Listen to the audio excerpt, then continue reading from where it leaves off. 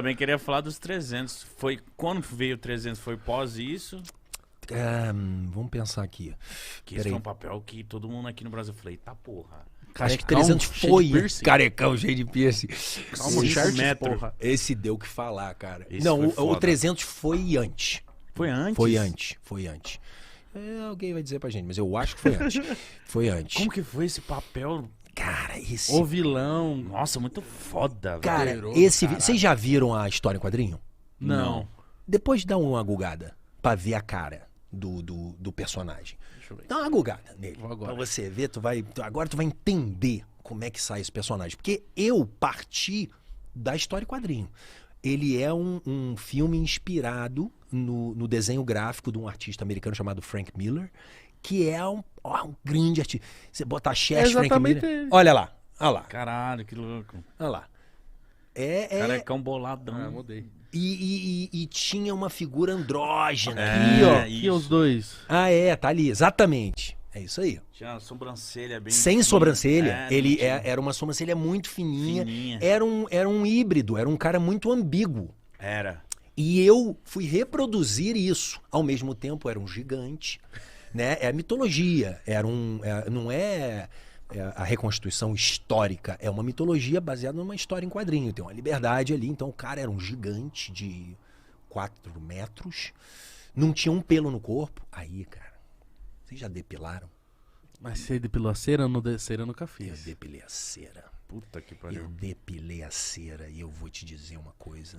A axila desse é uma merda. Mas você tem peito peludo? Mais ou menos. Ah, tem um chumacinho. Umas coisinhas.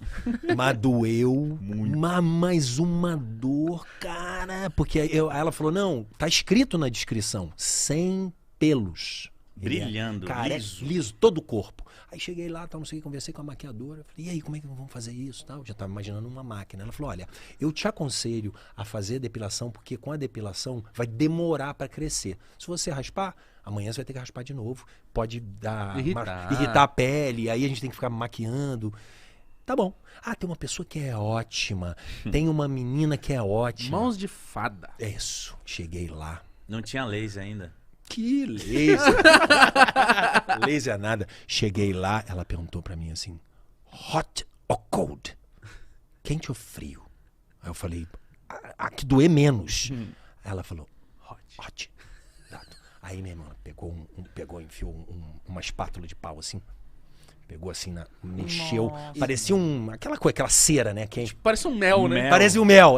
Mas de mel não tem nada, meu irmão. De docinho não tem nada. Ela pegou o negócio, pá, no peito. E aí começou a espalhar. Nossa. Aí começou a espalhar assim, eu respirando. Aí eu, vai dela. Aí senti a primeira, aí, cara, começou a lacrimejar. Eu falei, não. Para. Aí ela pegou uma toalha, enrolou a toalha e falou assim, morde! E pau, botou na minha boca. Assim, eu mordi a toalha e daqui a pouco ela, pá! E rau. Meu irmão, eu chorava. Mas foi tudo numa sessão? O peito. O peito até aqui, abaixo do umbigo. Nossa. E aí, quando acabou isso, eu falei, parou. Chega de história. Acabou esse negócio, eu não consigo aguentar essa dor. É muito dolorido. Porque eu tinha ainda a perna, tinha o braço. Eu falei, não. Tá ótimo. Muito obrigado.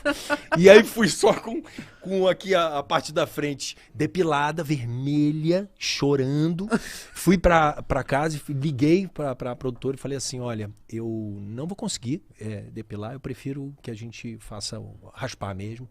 Aí eu fazia isso, eu entrava numa banheira quente pra abrir lá o poro, né? E aí era uma cena patética, cara. E eu botava o creme de barbear lá e ficava me raspando, raspava o braço e raspava a perna. Isso foi quanto tempo? Trabalho. Foram 3 semanas. Aí, como eu tinha essa caracterização muito específica, então eles compactaram as minhas cenas. Foram 3 semanas direto. E eu fazia isso um dia sim, um dia não. Pra poder manter e não crescer o pelo. Como é trabalhar com o Zack Snyder? Cara, maravilhoso. O Zack Snyder é o cara, eu não sei o que ele toma.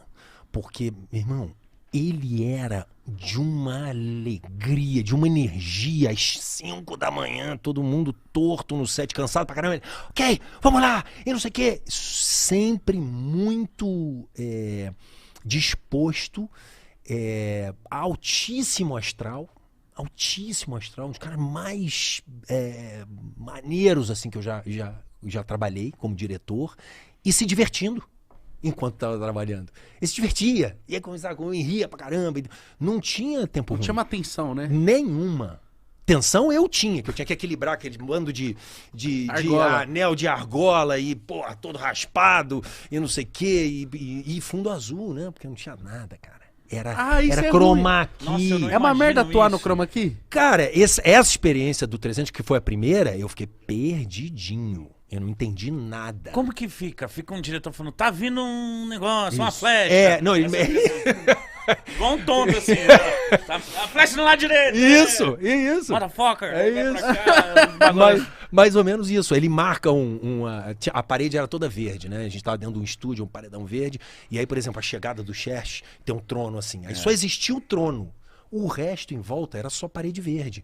Aí eu descia da escada, né? Todo lá, equilibrando. Mas mó pose, assim, né? Todo na pose, É o porra. vilão, Tipo, não comia um sorvete. Tinha 5 meses que eu não comia um doce. Você tem que fazer um regime Porra, uma rígido. dieta, cara, inacreditável a dieta que eu fiz. Cara, inacreditável. Uma dieta e a negócio de fazer malhação de 3 em 3 horas.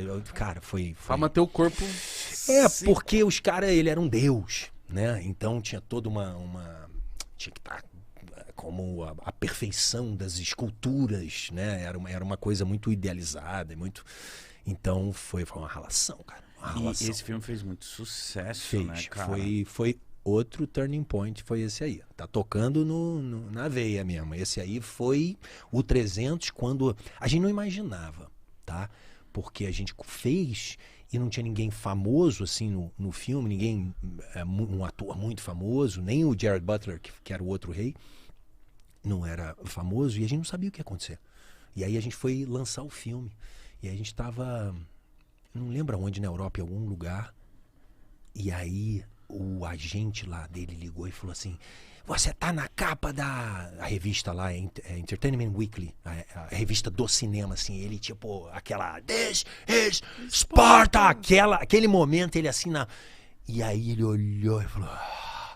Eu vi no olhinho dele, assim, já rodando, falando, uau, vai ser um sucesso. E o filme, pô, estourou, cara. Muito, Porque ele era muito uma inovação para aquele momento. Toda a fotografia dele, a plástica dele, ele era todo aquele... As batalhas eram sangrentas, mas era aquele sangue... Aquele sangue diferente. que né? era tipo uma pintura, assim. Então, pô, ele fez um sucesso. Mas fazer era difícil, porque por exemplo, eu era um gigante.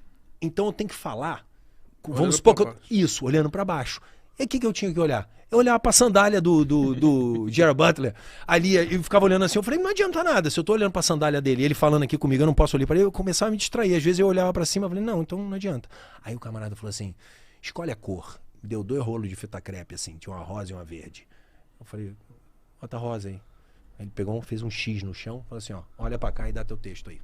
E foi assim que eu fiz. Nossa. Pode liberar, o Jared vai pra segunda unidade, lá pra fazer uma outra cena, e aí eu ia fazendo a cena, Nossa, olhando que ali. trabalho solitário. Peraí, você seu. não tinha no diálogo, você não ouvia a resposta Tete na a tete. hora? Pior. A continuista tem uma pessoa que é a continuista, que cuida da continuidade, né? Tipo... Aquela garrafa não tava ali, né? Isso aí. Essa pessoa. Essa pessoa ficou dando as falas pra mim. Não sei o que, não sei o que... Aí eu falei, não, gente, eu não vou... Aí, porque era distrativo, não é um ator falando comigo. E aí eu falei o seguinte, eu vou precisar de meia hora, eu vou estudar a fala dele, e eu vou imaginar a fala dele, e eu vou reagir à fala dele, e depois eu vou fazer a cena sozinho.